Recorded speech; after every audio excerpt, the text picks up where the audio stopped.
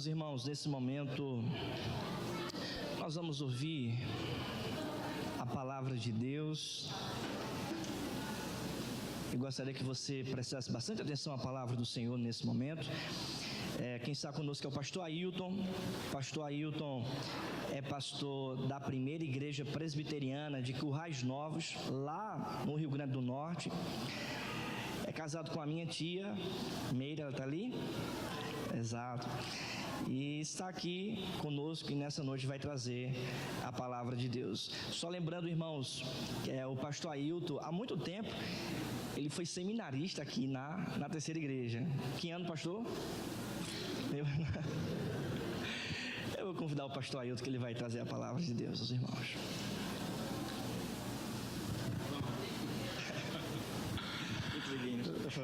Paz do Senhor, meus irmãos. Está me entregando, é? Meus irmãos, privilégio, que prazer estar aqui com vocês nessa oportunidade. Agradecer ao Senhor, por essa rica oportunidade de poder estar aqui com vocês. Agradecer ao pastor Otávio, representando aí o conselho também, todos os irmãos, que bondosamente me convidou nesses dias. Pastor Ailton, vamos lá trazer a palavra. Diz quem vai estar aqui, vamos embora. E aí é uma oportunidade tão singela, significativa, rever muitos irmãos, conhecer tantos outros. Alguns, quando eu estava aqui, ainda tinham cabeludo, Outros já perderam há muito tempo. Muito bom ver meu irmão Wagner, pai do nosso irmão pastor. Muito bom, queridos, estar aqui nessa casa, nessa noite, nesse culto ao Senhor.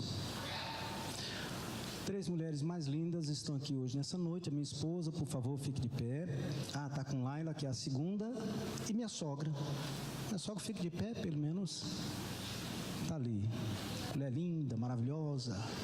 Glória a Deus. E o meu filhão Pedro. Cadê Pedro? Pedro está ali, sempre sorridente. Muito bem, meu filho, pode sentar. Vamos abrir a palavra de Deus, meus irmãos. 2 Coríntios, capítulo 4.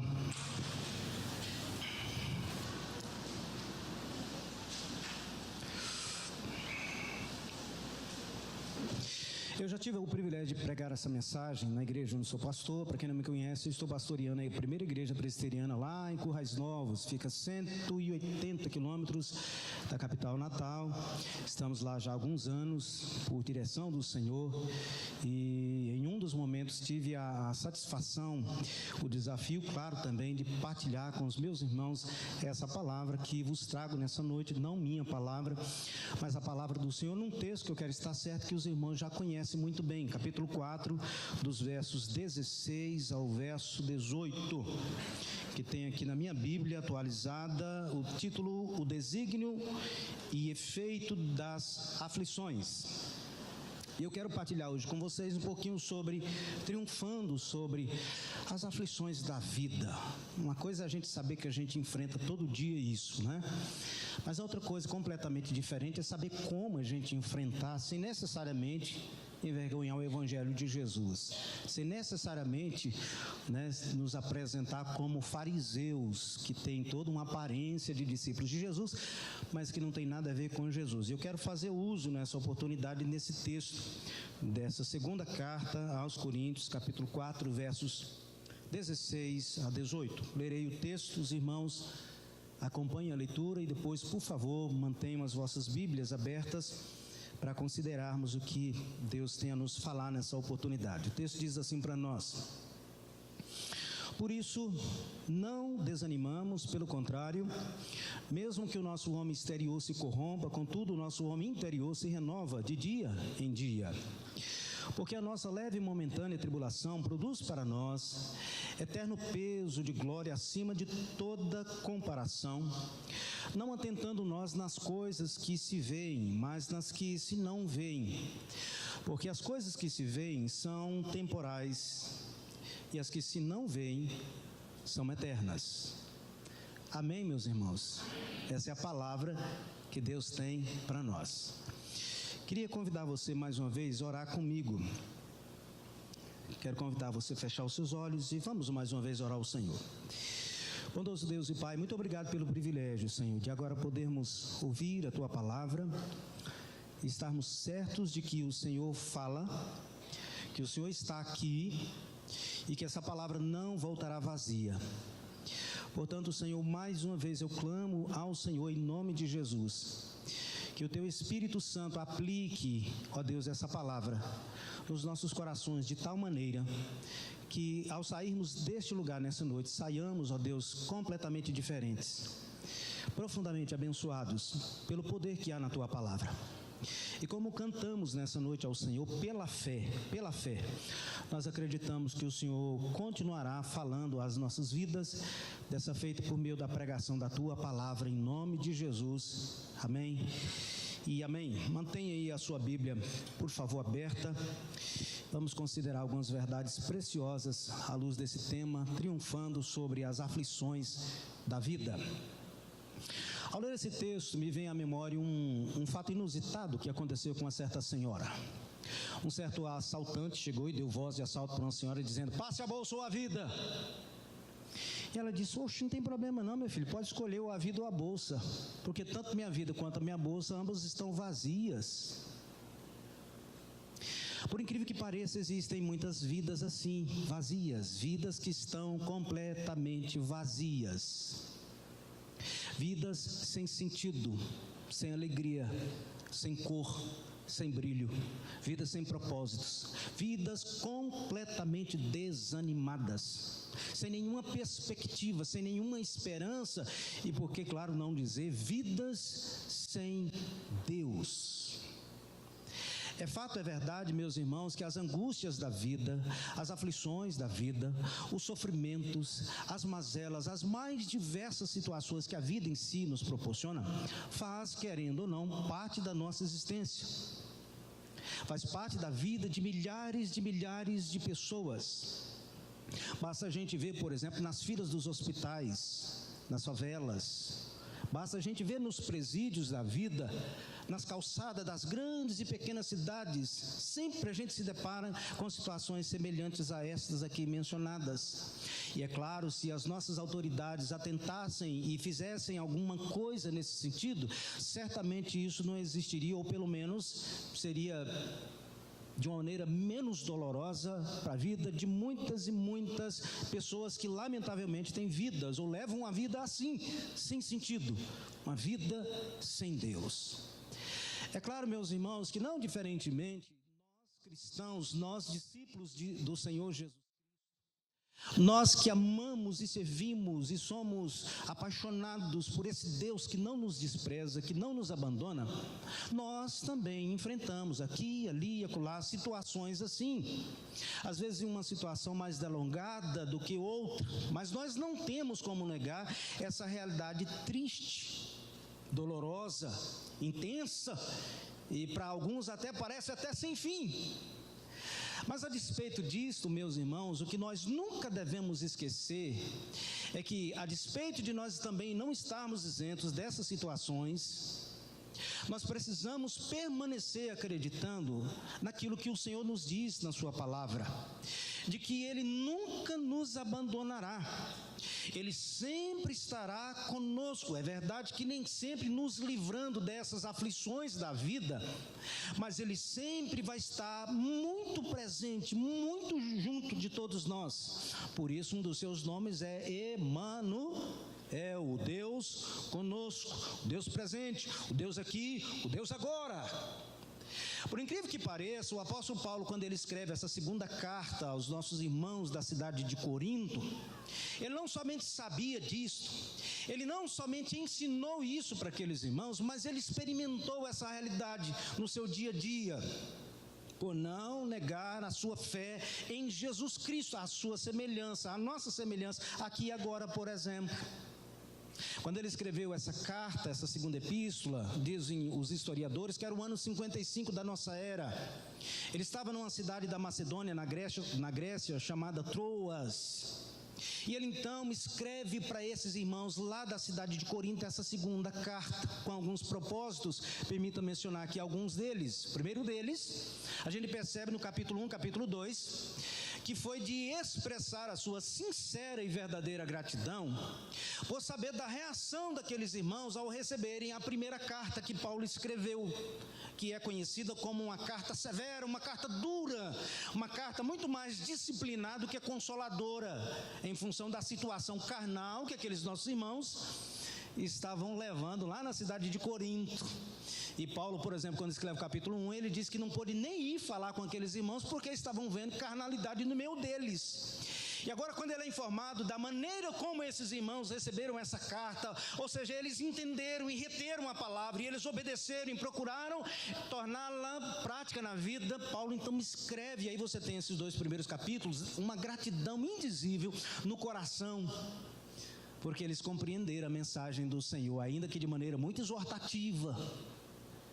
O segundo propósito, Paulo escreve, está no capítulo 9, versos 23 e 24, que foi exortar aqueles irmãos a receber com muito afeto, com muito carinho, o seu conservo na fé chamado Tito, que provavelmente seria um pastor ou líder daqueles irmãos, por ocasião dessa segunda carta. Terceiro lugar, a gente já vê mais no final, nos capítulos 11, 12 e 13, quando Paulo escreve para esses irmãos para ratificar o seu apostolado, considerando o fato que estava existindo lá no meio daqueles irmãos falsos apóstolos, falsos mestres, falsos líderes, que mesmo com uma linguagem muito semelhante à linguagem do apóstolo Paulo, mas na verdade estavam adoecendo, tentando corroer, destruir a igreja do Senhor. Enquanto acusados por esses falsos apóstolos, Paulo diz que tudo que ora ele estava apresentando para aqueles irmãos, ele na grande verdade recebeu do Senhor. Deus o revelou de tal maneira que era o próprio Deus falando através dele para aqueles amados irmãos.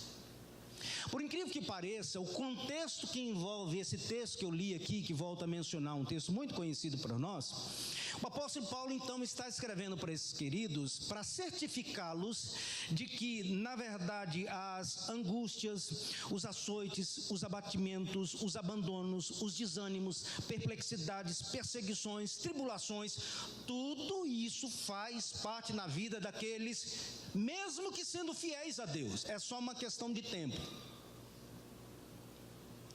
E eles deveriam entender isso. Claro que bem diferentemente das mensagens, muitas vezes, na nossa pós-modernidade, né? Que enfermidade é sinônimo de falta de fé em Deus ou alguma coisa desse tipo. O apóstolo Paulo entendia completamente diferente. Embora a gente sabe que a infidelidade a Deus, ela pode proporcionar-se em situações semelhantes aqui, mas nem sempre.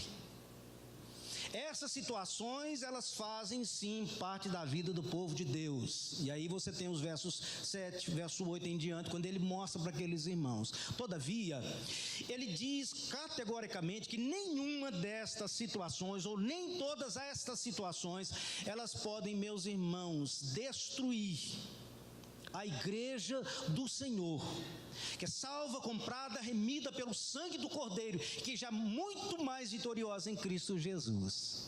Aqui, nesses versos 16 ao verso 18, Paulo então está ensinando a eles sobre como então triunfar diante das aflições do dia a dia, até aquele grande dia em que nós definitivamente e eternamente encontrarmos com o Senhor. Como é que isso é possível? Ele pelo menos apresenta algumas verdades aqui e eu tenho o prazer de partilhar com vocês. A primeira delas está aí no verso de número 16, queria que você olhasse mais uma vez para o texto, quando ele diz: por isso não desanimamos. Pelo contrário, mesmo que o nosso homem exterior se corrompa, contudo o nosso homem interior se renova de dia em dia. A primeira lição que ele está mostrando aqui com esses irmãos é sobre a necessidade de estar renovando todos os dias o homem interior, a despeito das corrupções do homem exterior. E aí, claro que a gente precisa entender o que é isso. A gente precisa entender um pouco mais na compreensão do apóstolo Paulo o que é o desânimo, considerando o fato de que todo cristão passa por situações de desânimo. A gente sabe, meus irmãos, que desânimo é a perda de ânimo, é a perda da coragem, é a perda da credibilidade. Desânimo traz aí a ideia de desalentar, desmaiar, descrescer, desacreditar, desistir sem lutar. Traz a ideia de desistir sem tentar. Traz a ideia de parar no meio do caminho, olhar para trás e não querer prosseguir mais. De tal maneira que quando nós olhamos no início desse verso 16, quando Paulo diz assim: por isso, meus irmãos, não desanimamos. Na grande verdade, ele não está aqui exortando aqueles irmãos a saírem de uma vida de desânimo. Na verdade, ele está testemunhando ou registrando para esses irmãos o fato de que ele, juntamente com Silvano e Timóteo, conforme o capítulo 1, verso 9, eles tinham todos os motivos do mundo para ainda assim não terem ou levarem uma vida no desânimo, na descrença, na pequenez da fé. E aí a gente precisa entender quais as razões então. E aí nós olhamos dentro do contexto, a gente percebe, por exemplo, no capítulo 3, se você olhar, verso 5, ele diz assim: a nossa suficiência, meus irmãos, ela vem de Deus. No verso de número 18, ele diz: todos nós somos transformados de glória em glória. Se nós olharmos agora para o capítulo 4, perceberemos no verso 6, quando ele diz assim: ele mesmo, ou seja, Deus, resplandeceu em nosso coração para a iluminação do conhecimento da glória de Deus. Vejam vocês que no verso 14 ele é enfático e ele diz: aquele que ressuscitou Jesus Cristo também nos ressuscitará com Jesus e nos apresentará convosco. Mais à frente um pouquinho, agora no verso 16, que foi o verso que nós lemos no início da mensagem, Paulo diz: por isso, irmãos, nós não desanimamos. Por tudo isso que ora vos menciono, do que Deus é e do que Deus fez e do que Ele está fazendo e certamente continuará a fazer em favor da glória do nome dEle e expansão do evangelho do reino dEle, por tudo isso nós não desanimamos. Tristeza para uns, alegria para outros, diz o apóstolo Paulo de uma maneira muito clara, muito verdadeira. Ou seja, meus irmãos, nós não permitimos que, apesar de todos os pesares, nós tenhamos uma vida, ou possamos estar levando uma vida cristã, firmada no desânimo, da descrença, firmada em uma situação ou em uma vida sem sentido, sem gosto, sem prazer, sem alegria. É óbvio que o apóstolo Paulo não está negando o fato que nós passamos, ou aqueles irmãos passariam por situações, como o mesmo certamente passou por situações assim. De hora está mesmo desanimado, mas isso é completamente diferente de levar uma vida cristã firmada no desânimo. Eu e você, nós não somos diferentes desses nossos irmãos, o apóstolo Paulo, Timóteo, Silvano, Pedro, Tiago, João e tantos outros homens e mulheres do Senhor, que muitos deles sofreram muito mais do que nós, mas que ainda assim, meus irmãos, compreenderam na caminhada cristã que não vale a pena levar uma vida cristã, ter um rei tão poderoso, tão glorioso, tão infinito, tão amoroso, compassivo, cheio de graça, e a gente levar uma vida naquela constância, naquela mesmice, sem gosto, sem graça, sem objetivo, sem prazer. Conhece crente assim? Conhece pessoas assim? Que ousam dizer somos evangélicos, somos cristãos, mas eles não conseguem expressar essa alegria, esse prazer, essa felicidade, pelo menos na casa de Deus, pelo menos em função da obra de Deus. Mas basta o ribombar dos tambores lá fora, eles se alegram por pouca coisa.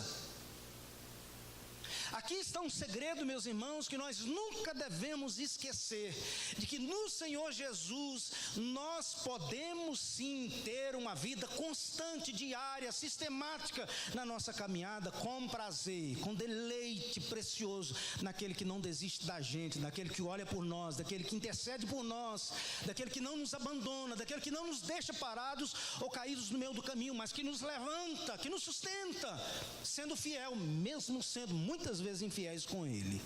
Eu e você, nós precisamos, meus irmãos, então nos alegrar nessa grande verdade, porque o Senhor é a nossa alegria, o Senhor é a nossa força, O Senhor é a razão da nossa vitória. Aliás, Ele é a nossa vitória. Por isso e por tantas outras coisas mais, Paulo diz, nós não desanimamos. Pergunta você tem levado uma vida desanimada, mesmo servindo ao Senhor? Isso é completamente estranho ao Evangelho do Senhor. Se esse é o caso, então é muito interessante que você, que eu, que nós consideremos essa verdade preciosa, meus irmãos, para que então nós triunfemos em meio às aflições, até porque não temos como fugir das mesmas.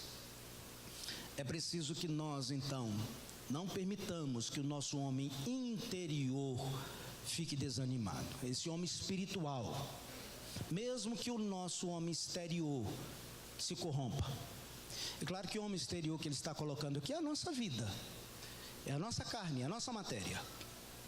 Lembro-me de alguns anos que eu não tive a coragem de dizer para Otávio quando foi, né?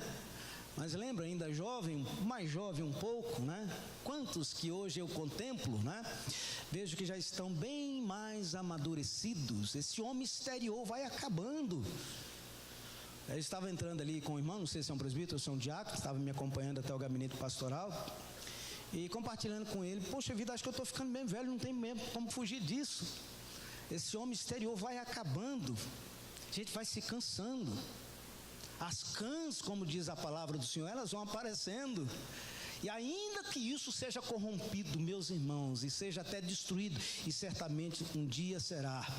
Contudo, todavia, esse homem interior, não, o homem espiritual, né, deve estar todos os dias se renovando, para a glória desse Deus bendito. Se nós entendermos assim, então certamente nós triunfaremos em meio às aflições. Amém? Isso me leva a um segundo ponto nessa mensagem que está aí no verso de número 17. Queria que você olhasse, por favor. Quando o texto diz assim, podem ler comigo, vamos lá? Porque a nossa leve e momentânea tribulação produz para nós eterno peso de glória acima de toda comparação. O que nós devemos fazer para que triunfemos em meio às aflições, a exemplo do que o apóstolo Paulo está colocando aqui? Em primeiro lugar, como nós aprendemos, ter o nosso coração sempre renovando na presença de Deus, o nosso homem interior, por meio da intimidade, por meio da obediência, por meio do serviço, a despeito da corrupção do nosso homem exterior. Mas, em segundo lugar, meus irmãos, nós devemos considerar a natureza das aflições, não só cristãs, mas todo tipo de aflição. Vou repetir isso aqui. É preciso que nós consideremos atentamente a natureza, ou as naturezas das aflições da vida. Nós olhamos aqui para o texto, verso 17, Paulo diz, porque a nossa leve, e aí ele diz, momentânea tribulação. Isso não é curioso? Você pergunta, mas por que é curioso? Olha, procura ver como é que era a vida desse homem pós-conversão. Quando nós começamos a ver a vida do apóstolo Paulo, depois que ele é inicialmente convertido pelo Espírito Santo, a gente percebe que parece-me que não tem nada de leve, muito menos momentânea, as tribulações que esse homem enfrentou, juntamente com tantos outros homens e mulheres. Se não, vejam vocês alguns textos que têm a alegria de partilhar. Por exemplo, quando ele escreve a primeira epístola aos Coríntios, esses irmãos aqui, ele diz em alguns versos, no capítulo 4, versos 11 a 13, assim: meus irmãos, até a presente hora, sofremos fome e sede e nudez, e somos esbofeteados, e não temos morada certa, nos afadigamos, trabalhamos com as nossas próprias mãos. Quando somos injuriados, bendizemos. Quando perseguidos, suportamos. Quando caluniados, procuramos reconciliação. Até agora, temos chegado a ser considerados como lixo no mundo e escória de todos. Não parece ser uma leve e momentânea tribulação, né? Ele continua no discurso agora nessa segunda epístola, no capítulo 2, se você pode conferir, no verso 4, ele diz: por meio de muitos sofrimentos e angústias de coração vos escrevi, com muitas lágrimas, Vamos tentando imaginar o quadro. Nos versos 8 a 12 desse capítulo 4, ele usa algumas palavras aqui.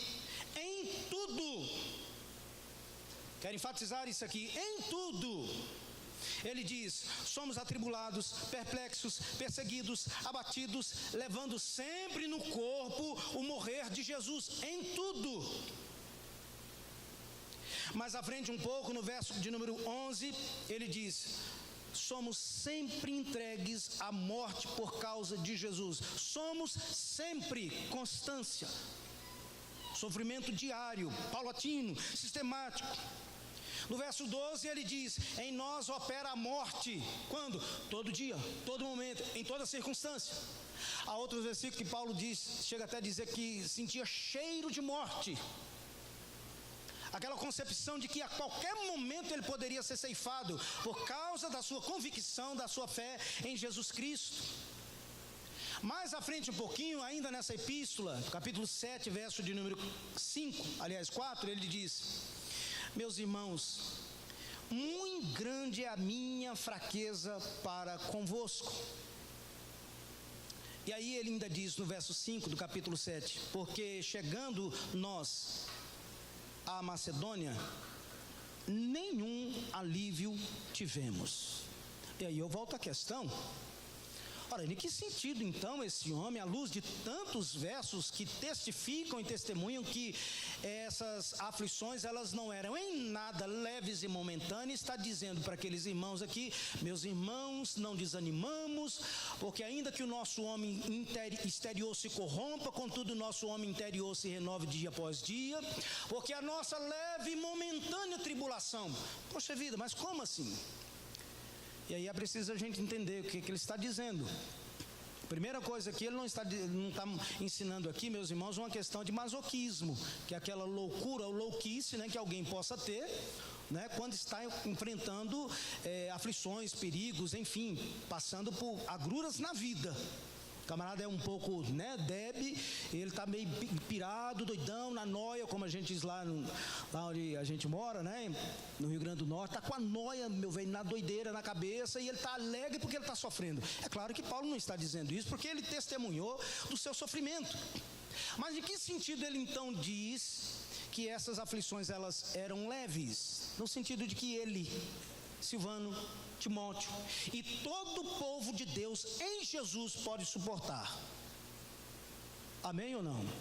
Se não, veja na primeira carta, dá uma olhada aí rapidamente, capítulo 10, verso 13, a primeira epístola, um texto muito conhecido. Ele diz, primeira epístola, capítulo 10, verso 13: não vos sobreveio nenhuma tentação que não fosse humana. E aí ele alegra aqueles irmãos dizendo: mas Deus é fiel e não permitirá que sejais tentados além das vossas forças.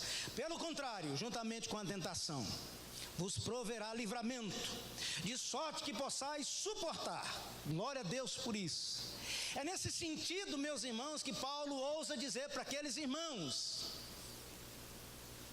que as aflições da vida, por causa da fé em Jesus Cristo, elas eram leves. Ou seja, o Senhor que os conhecia e que os converteu, não os abandonaria e não os colocaria em situações que eles não pudessem suportar, carregar, enfrentar. É bem diferente às vezes do que por vezes a gente acaba pensando, né? Rapaz, eu não aguento mais, não tem mais jeito.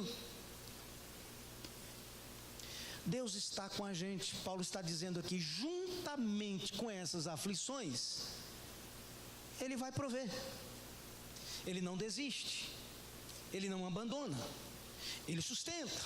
Ele sabe mais do que vocês. É como se Paulo estivesse dizendo para eles: até onde vocês podem suportar e o que vocês podem suportar. Por isso que juntamente a tudo isso, Ele proverá o livramento para vocês. É nesse sentido, meus irmãos. E aí ele diz, em segundo lugar, nesse ponto aqui, sobre a natureza da aflição, que essas aflições, elas são momentâneas. Em que sentido Paulo está dizendo que a aflição cristã, sobretudo no testemunho dele, era momentânea? no sentido da transitoriedade da vida. O que é a vida, meus irmãos? O que é a vida? Acaso a vida, ela não é como o apóstolo Tiago certa feita disse? Que é como a neblina, passa rapidamente. O salmista Davi chega a dizer que é como a sombra. Quando desponta o sol, você está vivo. Mas nessa linguagem, quando ele some, acabou, já foi, já era. A vida é assim, muito transitória, passa rapidamente. Quando o apóstolo Paulo olha, meus irmãos, o que é a vida cristã na perspectiva do evangelho, que ele não se envergonha a pregar, ele diz, gente, tudo isso passa rápido demais, comparado ao que o Senhor tem para a gente. Ou seja, vocês podem suportar e devem acreditar que elas são mesmo momentâneas, porque vai ter um tempo, muito rapidamente vai acontecer, que tudo isso vai ter um fim. E aí na linguagem apocalíptica, né? Um lugar então onde estaremos pelos séculos dos séculos louvando ao Senhor, santo, santo, santo, e por aí vai, juntamente com miríades e miríades de seres angelicais, celestiais, que a gente não consegue imaginar isso. Eu e você, nós não podemos jamais esquecer disso, sobretudo quando nós estivermos inseridos em aflições na vida, sejam elas quais forem. De que nós não devemos deixar de considerar, sobretudo por essa causa, a causa eterna da glória do Senhor. As nossas aflições são leves. Segura firme, meu filho, não desista. Às vezes a gente esquece de olhar para o nosso lado e não consegue perceber que às vezes tem gente à nossa volta que às vezes está passando por aflições muito maiores do que nós estamos passando, e aí a gente cria às vezes num probleminha, né? Um vendaval, uma tempestade tão grande, e a gente acha que só eu, e ninguém está sofrendo igual eu, que Deus esqueceu de mim, coisa desse tipo. Será que Deus é infiel para permitir que elas surjam em nossas vidas a tal maneira que nós seremos destruídos? Paulo disse, não, nós seremos angustiados, nós seremos perseguidos, ficaremos perplexos, seremos acometidos de toda sorte de malignidade. Todavia, Paulo sabia em quem estava crendo. Essas coisas passarão rapidamente. Parece que Paulo estava dizendo assim, fique firme, vamos embora. Por isso, quando ele escreve, por exemplo, aos crentes de Filipe, ele chega a dizer para aqueles amados irmãos que o sofrimento dele, do apóstolo Paulo, era a razão da glória daqueles irmãos. Quantas vezes a gente esquece disso, meus irmãos, dessa natureza? Vai passar. O Senhor está conosco. O Senhor é fiel. Leve, você pode suportar. Fique tranquilo. Se você caiu, o Senhor te levanta. Se nós cairmos, o Senhor está conosco. Se pararmos no meio do caminho, o Senhor ainda assim não desiste de nós. Ele conhece os seus, Ele sabe quem são as suas ovelhas. E eu tenho muita dificuldade de acreditar que Ele abandonaria as suas ovelhas. Se Ele as conhece pelo nome, Ele as chama pelo nome. E Ele tem sempre o melhor para elas. Ele não somente é o pastor, mas também é a porta do aprisco, que sabe na hora certa que tem que abrir, que tem que fechar, e quando abre, as conduz e é com elas, e por aí vai. Porque então temos que temer. O Senhor está conosco. Sempre, sempre, sempre. Então levante a cabeça, louve a Deus. Está difícil? Louve a Deus. Está apertando? Fique tranquilo. Vai ter um tempo que o Senhor vai afrouxar um pouquinho. Agora pode ter certeza absoluta disso. E não deixará você sozinho nessa. Ele está muito perto de você, de todos nós. Terceiro e último lugar, meus irmãos, não menos importante, eu queria considerar nessa oportunidade o fato de nós então aguardarmos com muita esperança e alegria o cumprimento dessa promessa que o Senhor faz através do apóstolo Paulo para aqueles irmãos de Corinto. E qual é a promessa? Veja no final do verso de número 18, aliás, do verso 17, ele diz assim, verso 17, porque a nossa leve e momentânea tribulação, podem ler comigo agora, produz para nós eterno peso de glória, acima de toda comparação. A palavrinha que é usada aqui no texto para produz é executar, conquistar além das medidas. O que é que Paulo então está dizendo para isso? Que as leves e momentâneas tribulações, elas produzem? Sim. Bom, então eu já aprendo uma coisa interessante aqui, que nem sempre as provações, as aflições é coisa do diabo. Porque tem gente que acha que tudo é do diabo, né? Tudo é o diabo, tudo é o diabo. Mas eu acho que é estranho, aliás, eu percebo estranho quando o apóstolo Paulo diz que são essas coisas, quais? As aflições, as tribulações, as dificuldades, Paulo diz, elas produzem eterno peso de glória. Parece-me que Paulo está dizendo para aqueles irmãos assim, elas são instrumentos pedagógicos que Deus usa para demonstrar a graça dele, o socorro dele, o sustento dele em favor de vocês. E aí eu aprendo uma segunda coisa importante, que vida cristã não é sinônimo de uma vida isenta de dificuldade e problemática. Se você, particularmente falando, está entrando agora na fé, seja bem-vindo ao sofrimento, meu santo irmão. Porque a vida não é fácil, a não ser que você queira viver relaxadamente o evangelho da graça do Senhor. Mas se não, ser discípulo de Jesus é ter essa consciência de que essas tribulações, elas fazem parte da nossa vida, mas que apesar desses pesares, nós devemos ter uma compreensão firmada tão somente no Senhor, porque essa leve, momentânea tribulação produz para nós eterno peso de glória acima de toda e qualquer comparação. A minha pergunta que faço aqui é, você consegue imaginar isso? Você consegue entender que glória é essa? Parece-me que Paulo, alguns historiadores ou comentaristas bíblicos afirmam que Paulo muito provavelmente estaria citando aqui com essas palavras Isaías 64:4. Quando Deus através do profeta, melhor dizendo, diz assim, porque desde a antiguidade não se ouviu, melhor dizendo, nem com os ouvidos se percebeu, nem com os olhos se viu Deus além de ti. Agora preste atenção nisso, que trabalha para aqueles que nele esperam. Amém ou não? Desde quando? Desde a eternidade. Não parece acaso, meus irmãos, muito com Efésios capítulo 1, verso 3, quando a Bíblia diz que nós já somos abençoados com toda sorte de bênçãos nas regiões celestiais em Cristo Jesus, desde a eternidade, aliás, antes da eternidade, Deus já sabe o que tem para o seu povo, e na hora certa, no momento certo, a pessoa certa, Ele então dispensa peso de glória. Desde a antiguidade o Senhor está trabalhando. O que é isso? Peso de glória.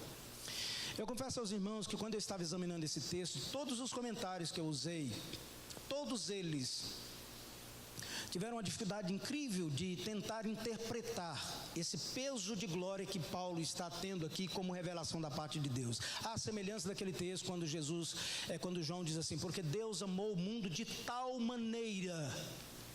Como é que a gente consegue compreender esse tal maneira na expressão do apóstolo João? Excede a nossa compreensão. Talvez nesse sentido o apóstolo Paulo, a gente consegue entender melhor quando o apóstolo Paulo escreve nessa primeira carta, aliás, na primeira carta aqui aos Coríntios, capítulo 2, verso 9, que é um texto conhecido, quando ele diz para aqueles irmãos, nem olhos viram, nem ouvidos ouviram, nem jamais penetrou no coração humano que Deus tem preparado para aqueles que o temem. Ou seja, é muito além do que a gente possa ver, vislumbrar, atentar ou imaginar. Excede a nossa compreensão. Um deles, chamado William Hendrickson, muito conhecido, comentando esse texto, diz que peso de glória é uma glória celeste que é indescritível e além de todas as medidas. Ele diz, é um alto grau de glória imensurável, uma magnitude excessivamente profunda. Você entendeu? É até difícil a gente entender isso. É uma medida que excede a todas as coisas. Peso de glória. E aí acho linda que essa expressão, quando ele diz assim, peso, parece-me que ele tem a figura de uma balança, né? Onde nessa metáfora aqui, ou nessa imagem, ele entende ou ele percebe o sofrimento dos cristãos colocado num prato da bandeja, né, ou daquela balança, e do outro lado esse peso de glória.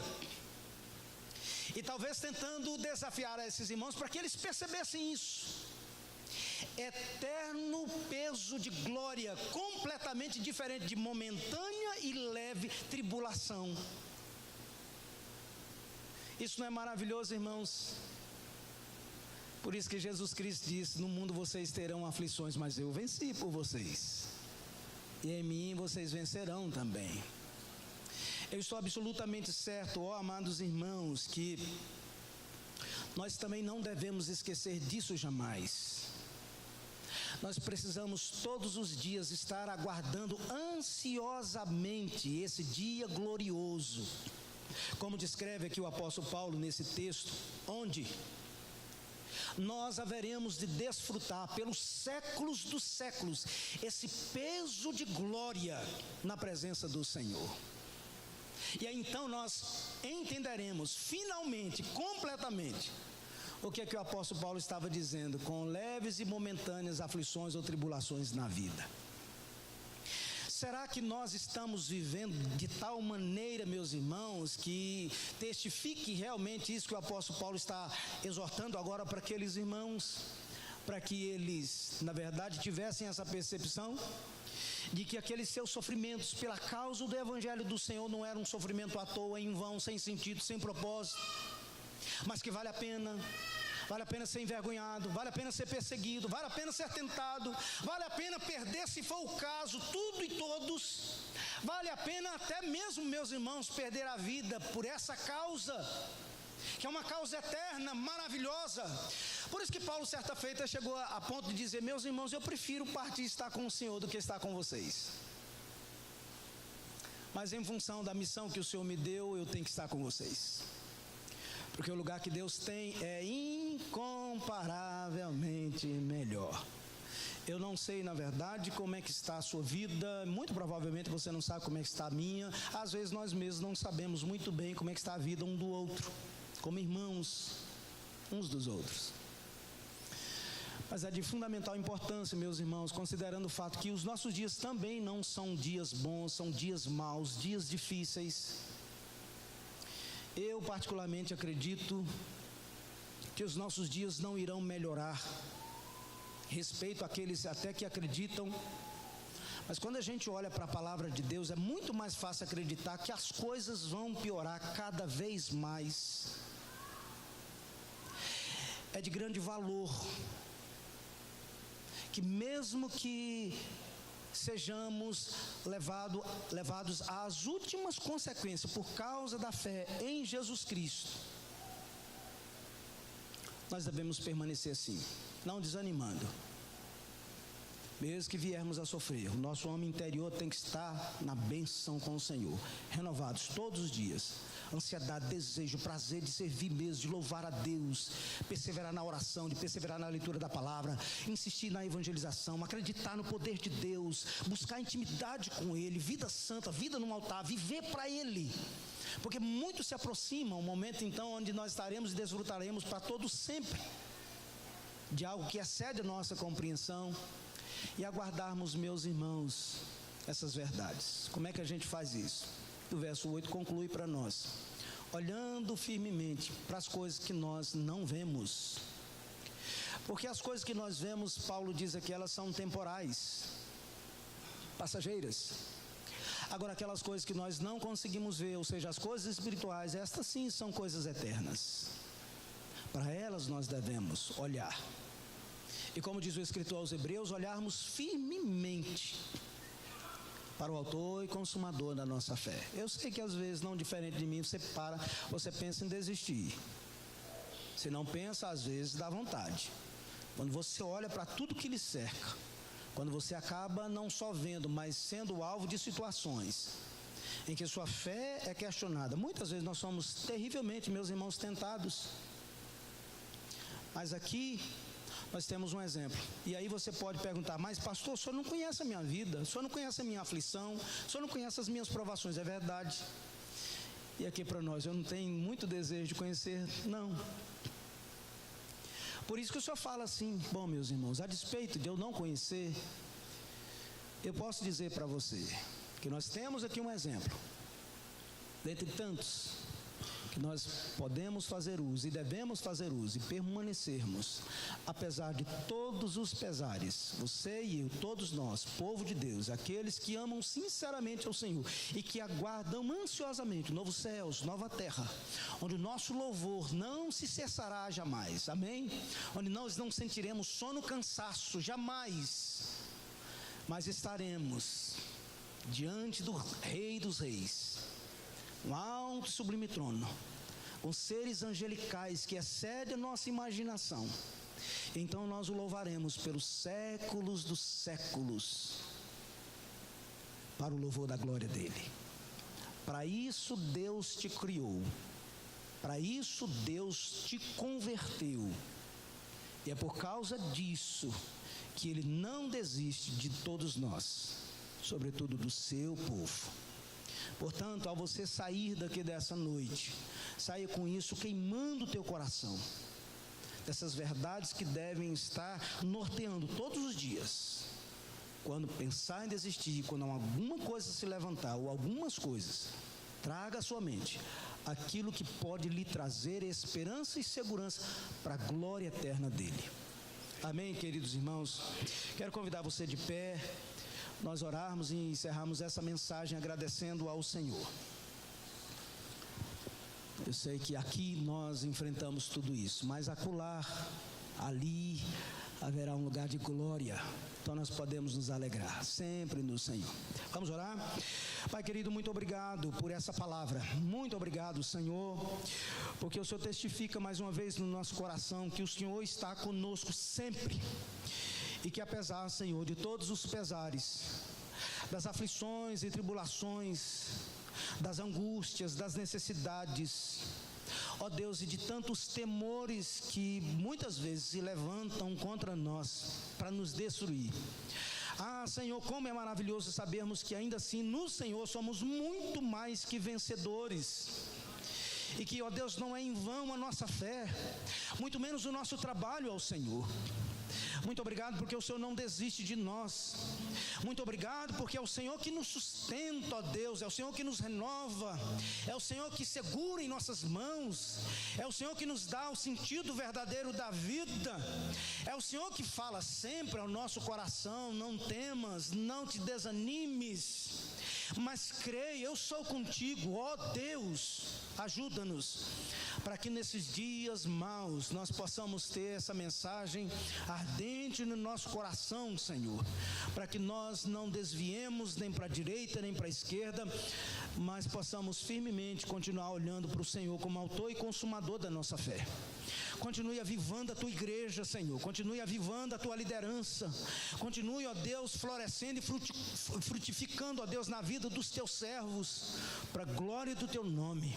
E ajuda-nos cada dia mais, ó Deus, a ansiarmos prazerosamente essas verdades eternas do Senhor, para a glória do teu nome, para o louvor do Senhor. Em nome de Jesus que te oramos, te agradecemos.